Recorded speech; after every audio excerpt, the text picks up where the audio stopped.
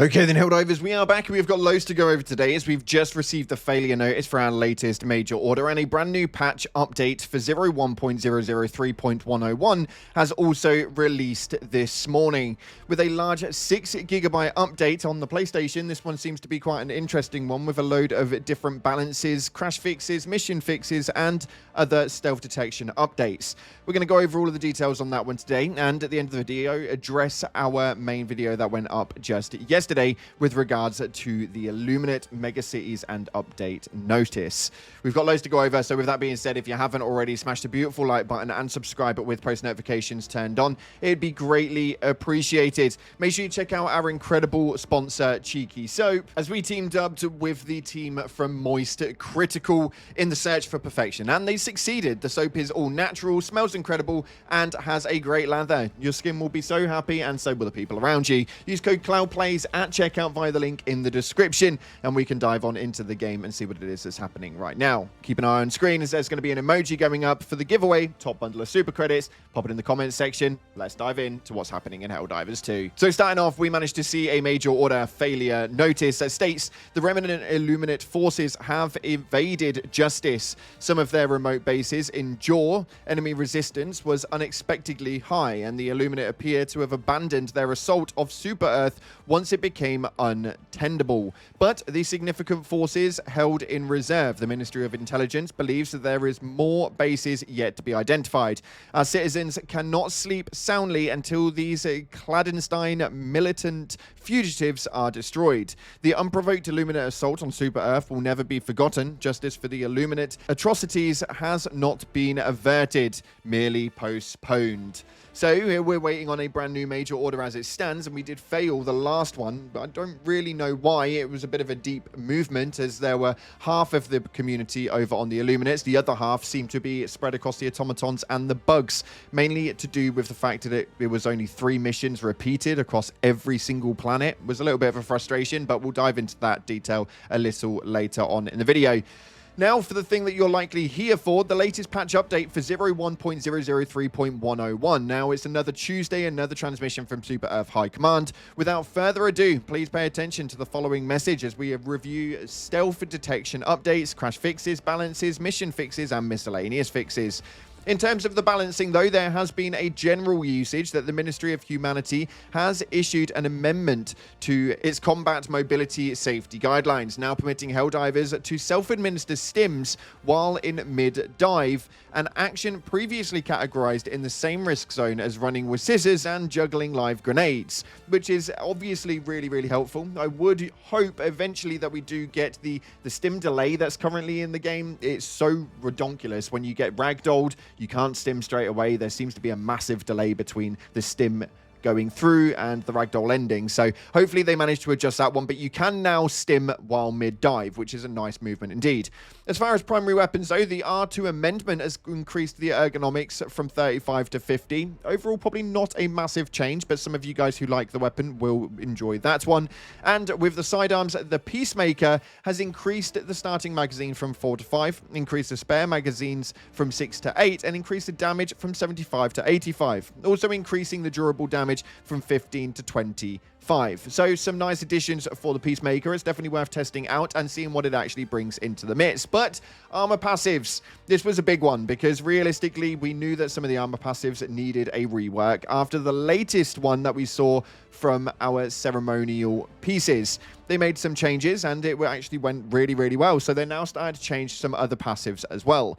The first one was the integrated explosives. Now also initial inventory and holding capacity of grenades by 2. So not only do you blow up on death at 1.5 seconds after, I believe, you now have an increased capacity of grenades by 2, which actually does make sense. Not a massive movement, but it will give you guys a bit more of an advantage on top of the explosion at the end. And the unflinching passive, the one that everybody has wanted changed for quite some time. Well, what did they do to it? This passive has been adjusted to better reflect the core doctrine of the Truth Enforcers War Bond: relentless pursuit, battlefield awareness, and overwhelming presence. So not only do we have the unflinching passive as its standard on normal, we now have an increased armor rating by 25, and markers placed on the map will generate a radar scan every 2 seconds, revealing nearby hostiles. Now, I actually quite like that. That is quite a helpful movement, and obviously when you're putting markers on the map, it will obviously now give you guys a full radar scan every 2 seconds from that point. So if you guys mark the map as much as I do, and I do mark it a lot, then you'll see quite a lot of things that come up from the map, meaning that you can get those things done quicker without having to physically search for them. Overall, I'm really happy with that one. I do think that some people would have wanted some different changes, but I do think it is pretty good nonetheless. When we take a look at the enemies, though, stealth detection update has now happened. Enemies will no longer automatically detect you when you're near terminid spawners or spawners that generate flying enemies. Instead, these spawners will now only activate if the enemy has already identified you as a target.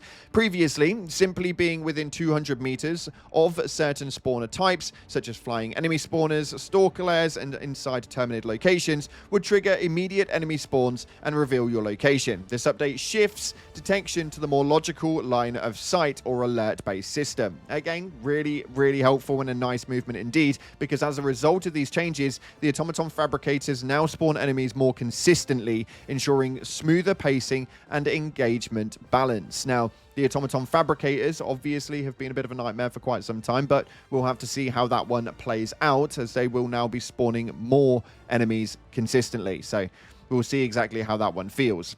In objectives, though, the takedown overship, the planetary defense cannon now causes an appropriate amount of damage when shooting at Leviathans. Now, a really weird one, because the takedown overship mission isn't actually available, but it does mean that it is going to be making a return at some stage if they've been changing up some of the stuff inside of it. So I really hope that that comes sooner rather than later. The 2 new missions, including the Repel, were probably 2 of my favorite missions that I've seen in the game as of yet. Inside of the Illuminate, though, they've made a lot of changes as it goes. The Harvester, their health has been rebalanced to make them easier to destroy using anti-tank weapons, particularly when aiming at their head. So they've not given you the figures for that one, but we know full well they should be a bit easier, so we'll be testing that out later today.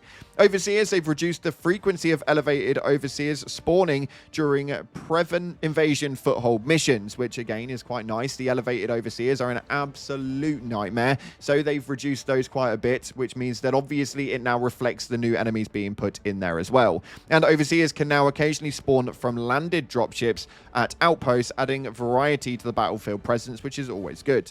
The Leviathan, the one that everyone's been kicking off about of recently. The projectile damage was reduced from 1,500 to 350. The intent is to ensure Helldivers are still eliminated on direct impact while preventing instant destruction of exosuits and FRVs.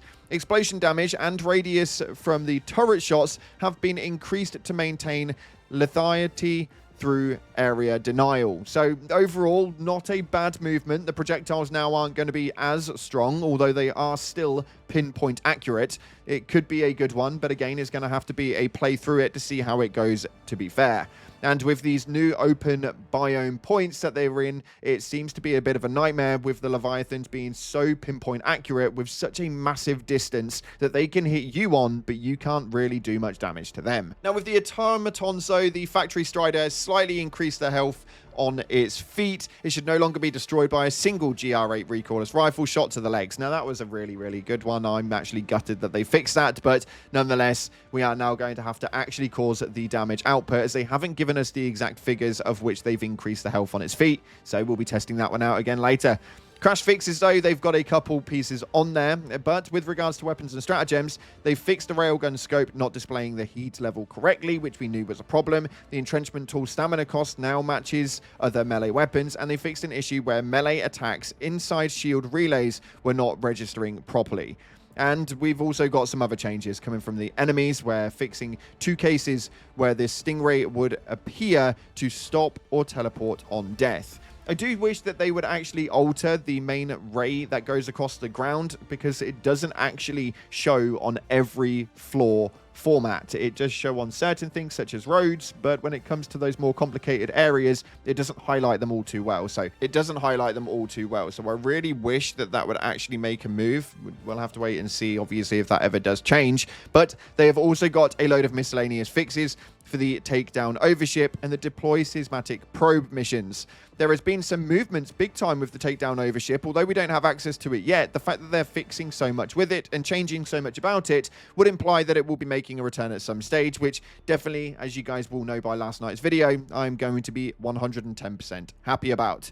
The miscellaneous fixes fixed a bug that was causing the Helldivers to slide when the lockstep march emote, and there's a few other things in there as well, such as flickering issues which sometimes occur throughout loadout menus and so much more. They're on screen right now if you want to check those out as far as the fixes go, but I think that this is quite a decent move. There was a 6 GB update though, so I'm really intrigued to see what it is that's happening, as we're still yet to receive that cape for saving Super Earth, and we know full well that a major order is going to be making its way through the midst very soon. As to where that's going to lead us, we have no idea. Let me know what you guys think to this patch update via the comment section below. But talking and addressing about last night's video, I think that there was a bit of a miscommunication based on the fact that it was a bit of a crash out video and we kind of went on a rampant rant. I think the overall message was probably a little bit misconstrued, and there was a lot more other crap in there that probably didn't need to be able to put that message across and portray it in the correct manner.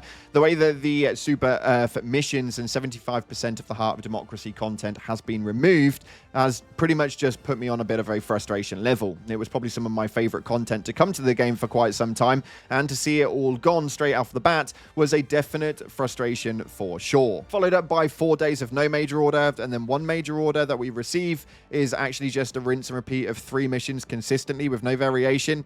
Just so it felt a little bit stagnant to me, and yes, I maybe have overblown the board, but I do hold by what I say. The adding of new content and instant removal is definitely a frustration, and it's a bad designing tide of gaming, but a lot of game developers do generally tend to follow it. It doesn't make it okay, and I will always be honest and transparent with you guys, but maybe I just portrayed it in a bit of a wrong manner. We'll take this one as a learning curve. Those videos will still obviously make appearances where I obviously am transparent and truthful to my own thoughts, but maybe we should just do it a little bit differently. With that being said though, that's unfortunately all we've got time for today. Thank you so much again for watching, guys. If you haven't already, smash that like button, subscribe, press notifications turned on. Appreciate your faces, and I'll see you later on the live stream.